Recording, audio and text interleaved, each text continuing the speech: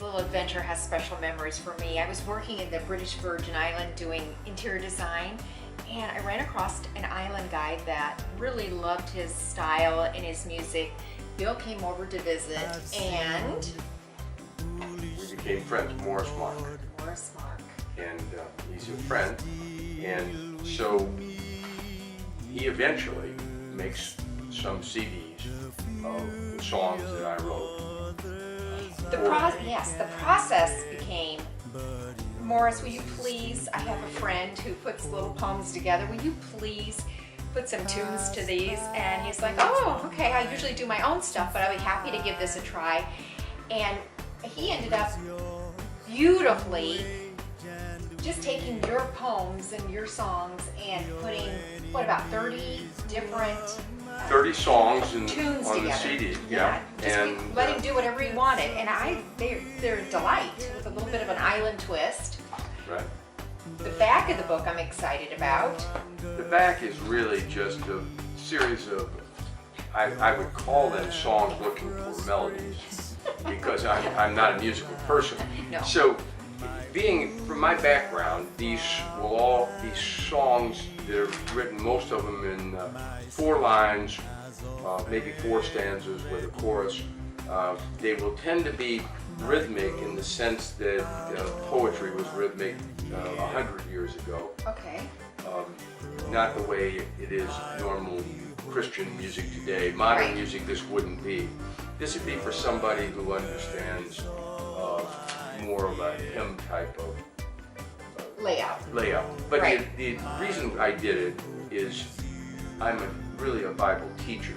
So one of my complaints about modern music in Christian circles is that it's contentless. And I've always felt that that's a bad advancement, if that makes sense to you, in time and in the church's history.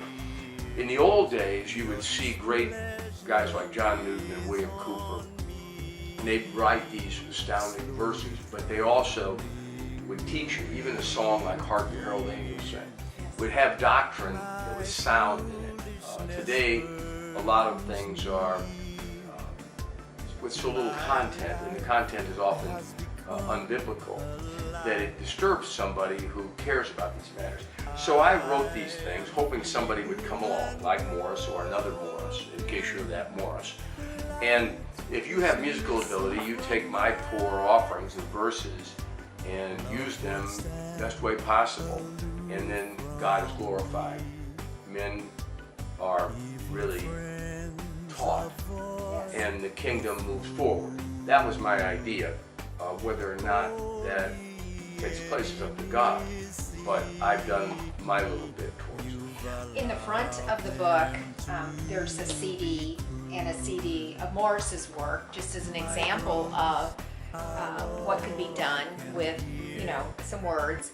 And I'd like to challenge you, if you have that musical skill and you're creative that way, we aren't at all, and we would love to connect in with you and allow you to use our words to create something very melodious and beautiful to, like you said, to glorify God is the bottom line here. Right. I mean, really, my position is always that I may not be really skilled, but you can't say I haven't tried to do what I can with what I have. That's what every man should do, I think, for the kingdom of God.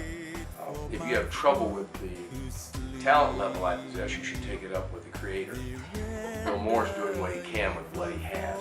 And I called it a Sojourner Songbook, just again to remind me that I'm passing through this life, and that I'm a friend to pilgrims, and that you are a pilgrim if you're watching this. You're not going to stay here on the earth forever either. You've got a day of departure, and the Lord knows what it is. So we travel through this land, hopefully, and most of these songs have that tone to them, reminding us that this is not home, the next world is.